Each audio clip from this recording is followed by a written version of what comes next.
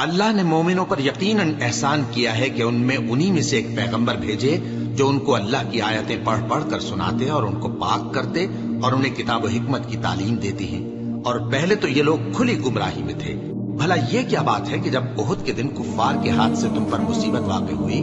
حالانکہ جنگ بدر میں اس سے دگنی مصیبت تمہارے ہاتھ سے ان پر پڑ چکی ہے، تو تم کہنے لگے کہ یہ آفت ہم پر کہاں سے آ پڑی؟ کہہ دو کہ یہ تمہاری ہی شامت اعمال ہے کہ تم نے پیغمبر کے حکم کے خلاف کیا، بے شک اللہ ہر چیز پر قادر ہے۔ اور جو مصیبت تم پر دونوں جماعتوں کے مقابلے کے دن واقع ہوئی سو اللہ کے حکم سے واقع ہوئی، اور اس سے یہ مقصود تھا کہ اللہ مومنوں کو اچھی طرح معلوم کر لے اور منافقوں کو بھی معلوم کر لے۔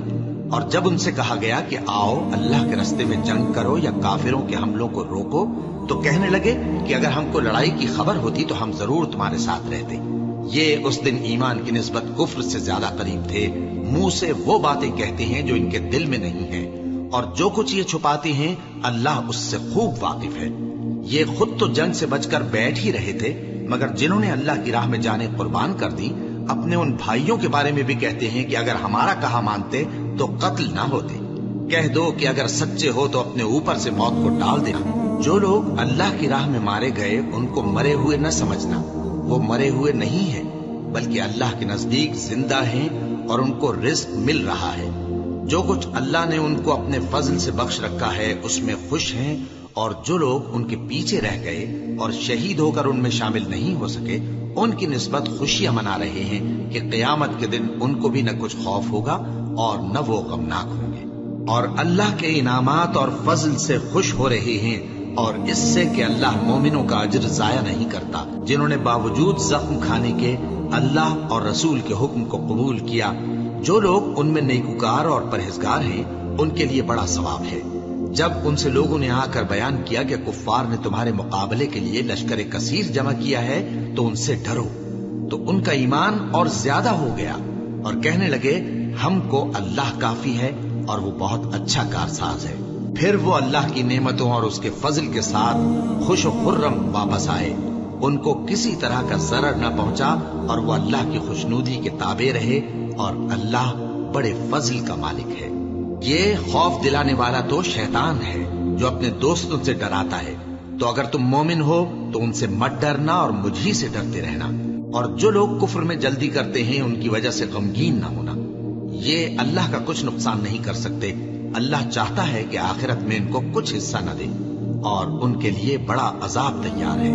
جن لوگوں نے ایمان کے بدلے کفر خریدا وہ اللہ کا کچھ نہیں بگاڑ سکتے، اور ان کو دکھ دینے والا عذاب ہوگا۔ اور کافر لوگ یہ نہ خیال کریں کہ ہم جو ان کو مہلت دیے جاتے ہیں تو یہ ان کے حق میں اچھا ہے، نہیں، بلکہ ہم ان کو اس لیے مہلت دیتے ہیں کہ اور گناہ کر لیں، آخر کار ان کو ذلیل کرنے والا عذاب ہوگا۔ لوگوں، جب تک اللہ ناپاک کو پاک سے الگ نہ کر دے گا، مومنوں کو اس حال میں جس میں تم ہو ہرگز نہیں رہنے دے گا، اور اللہ تم کو غیب کی باتوں سے بھی مطلع نہیں کرے گا۔ البتہ اللہ اپنے پیغمبروں میں سے جسے چاہتا ہے منتخب کر لیتا ہے۔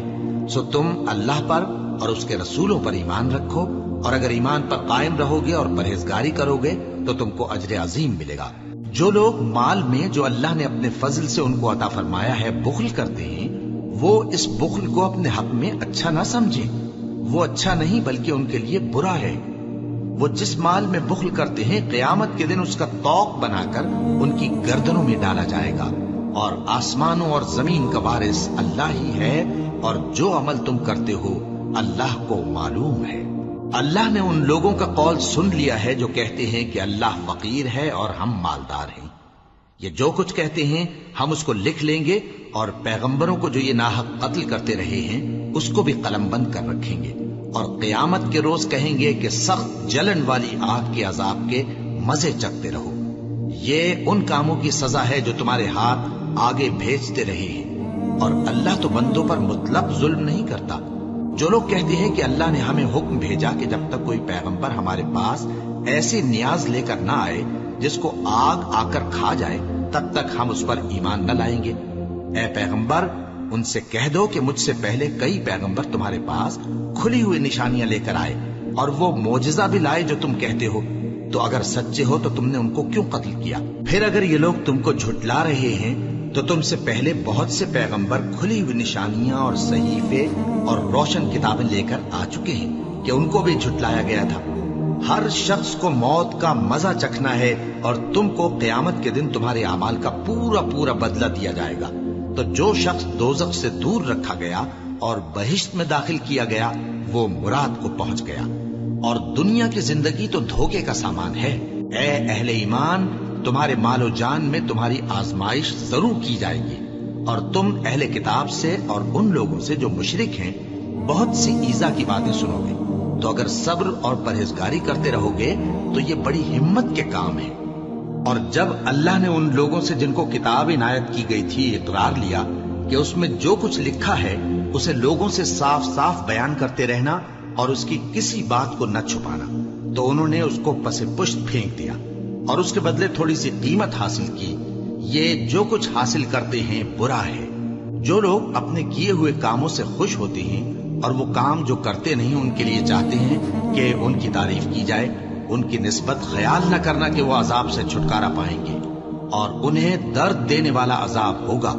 اور آسمانوں اور زمین کی بادشاہی اللہ ہی کو ہے، اور اللہ ہر چیز پر قادر ہے۔ بے شک آسمانوں اور زمین کی پیدائش اور رات اور دن کے بدل بدل کر آنے جانے میں عقل والوں کے لیے نشانیاں ہیں،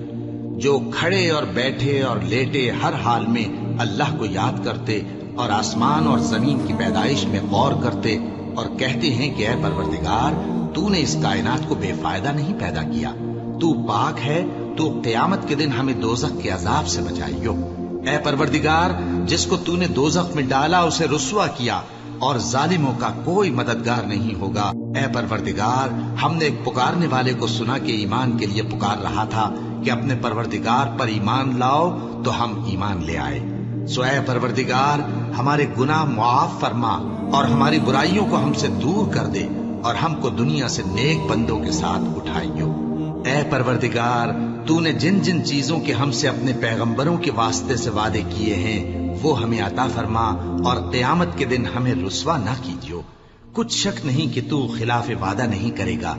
تو ان کے پروردگار نے ان کی دعا قبول کر لی اور فرمایا کہ میں کسی عمل کرنے والے کے عمل کو مرد ہو یا عورت ضائع نہیں کرتا۔ تم ایک دوسرے کے ہم جنس ہو، تو جو لوگ میرے لیے وطن چھوڑ گئے اور اپنے گھروں سے نکالے گئے اور ستائے گئے اور لڑے اور قتل کیے گئے، میں ان کے گناہ دور کر دوں گا اور ان کو بہشتوں میں داخل کروں گا جن کے نیچے نہریں بہ رہی ہیں۔ یہ اللہ کے ہاں سے بدلہ ہے، اور اللہ کے ہاں اچھا بدلہ ہے۔ اے پیغمبر، کافروں کا شہروں میں ٹھاٹھ سے گھومنا تمہیں دھوکہ نہ دے۔ یہ دنیا کا تھوڑا سا فائدہ ہے، پھر آخرت میں تو ان کا ٹھکانہ دوزخ ہے، اور وہ بری جگہ ہے۔ لیکن جو لوگ اپنے پروردگار سے ڈرتے رہے ان کے لیے باغ ہیں جن کے نیچے نہریں بہ رہی ہیں، اور وہ ان میں ہمیشہ رہیں گے۔ یہ اللہ کے ہاں سے ان کی مہمانی ہے، اور جو کچھ اللہ کے ہاں ہے وہ نیکوکاروں کے لیے بہت اچھا ہے۔ اور بعض اہل کتاب ایسے بھی ہیں جو اللہ پر اور اس کتاب پر جو تم پر نازل ہوئی اور اس پر جو ان پر نازل ہوئی ایمان رکھتے ہیں، اور اللہ کے آگے عاجزی کرتے ہیں، اور اللہ کی آیتوں کے بدلے تھوڑی سی قیمت نہیں لیتے۔ یہی لوگ ہیں جن کا صلہ ان کے پروردگار کے ہاں تیار ہے، اور اللہ جلد حساب لینے والا ہے۔ اے اہل ایمان، کفار کے مقابلے میں ثابت قدم رہو اور استقامت رکھو اور مورچوں پر جمے رہو، اور اللہ سے ڈرو تاکہ مراد حاصل کرو۔